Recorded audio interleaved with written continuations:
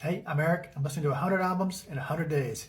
For all the details on what I'm doing and why, check out the video pinned in my profile. Today I listened to the 1979 album Highway to Hell from AC/DC. Um, so I know this sounds like a strange pick for a guy that said he was into hard rock and heavy metal. I have never listened to a full AC/DC album ever. Um, I know plenty of AC/DC songs. Hell, I've played them in bands. But I've just never listened to an entire album. Um, and so this album's on, first of all, AC/DC's on the list for a couple of reasons. And this album is on the list for a couple of reasons. First of all, when I was making the list, I started following this AC/DC cover band from France uh, on TikTok. They're fantastic. I love watching their videos because they are such a great cover band. So that was when I was making the list. They popped up on my For You page. I started following them and decided that I would listen to an entire AC/DC album. The second reason, or the reason why this album is on the list, is because I think I've mentioned in other videos the early '80s and my parents desperately trying to keep me from listening to rock music. And the Satanic Panic. I don't know. I think I've mentioned that. One night when I was probably 11, maybe 12, somewhere around that age. This group came to our church one Sunday night, and it was basically it was a whole presentation about the Satanic Panic and how rock music was evil, and it went into specifics on certain groups. And I remember very vividly in my mind two album covers that were splayed up on the screen while they were talking. One of them was this album cover with Angus Young wearing the horns and the tail, and the other one is an album that's actually on the list in a couple of weeks. It's one from Blue Oyster Cult. But I remember them talking about this album and just talk. I mean, first of all, they were very adamantly against the title song "Highway to Hell," of course. But they also talked about the song Night Prowler, which is the very last song on the album, and how the band was promoting, from that song, they said that the band was promoting murder and rape. And of course, they made the whole spiel about AC/DC really stands for Antichrist, Devil Child, or something stupid like that. But I just remember while they were talking, this album cover was just up on the screen the entire time, and it had the opposite effect on me. I wanted to find the album because it looked freaking cool. I know it's bad to say from a kid at church, but I was just like mesmerized looking at the album cover. In fact, the band I was in high school, we tried to recreate the picture. Not recreate it. We tried to take a picture kind of like it, of course, without the horns and the tail. But I don't know whatever happened to that photo shoot that we did.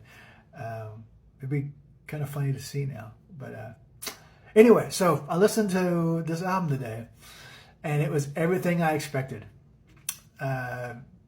Opening track, Highway to Hell. Girls Got a Rhythm, second track. They're just a rock and roll band. They are the quintessential rock and roll band. And those three that hold in the rhythm, Malcolm Young, I couldn't tell you the bass player or the drummer's name, but those three guys can hold the rhythm pocket like none other. They are unmatched. The only thing that matches that is the first couple of Van Halen albums with Michael Anthony and Alex Van Halen. Other than that, nobody matches the way those guys can hold down the pocket and hold down the rhythm. They're just fantastic. This is the last album with Bon Scott, who is the lead singer, and their first album with Mutt Lange, who produced 3 albums in a row for them, including the next one, which is Back in Black. It's a fantastic album. I mean, there really was not a bad song on here. I liked Get Hot. I actually like Night Prowler. And that was the first time I'd ever heard that song. And so as I was listening to it, I was anticipating Night Prowler because I wanted to hear the song that promotes murder and rape. And I mean, from the lyrics, if you're if you're just an extremist, right wing evangelical who's shouting down the ills of rock and roll, yeah, you can make that case for that song. But I can also name you 12 other songs from that genre and that era that are far worse. So I actually like the song, but I like the entire album. It's just a rock and roll album. They are.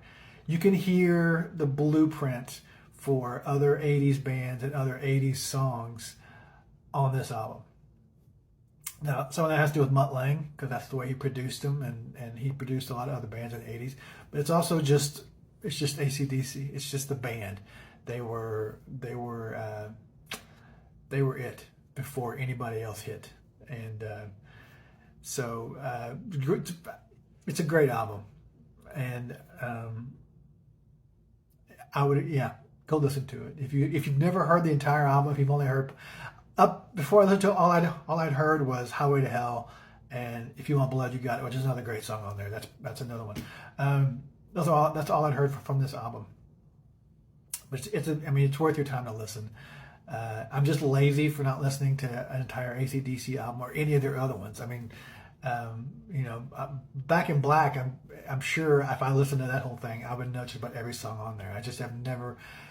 I think that comes from digital music, that we can look up stuff and pick and choose what we want and build playlists, and I have to listen to entire albums like we had to in the 80s and even in the 90s. So it is what it is, but it's a great album. Give it a shot if you've never heard it, and let me know what you think.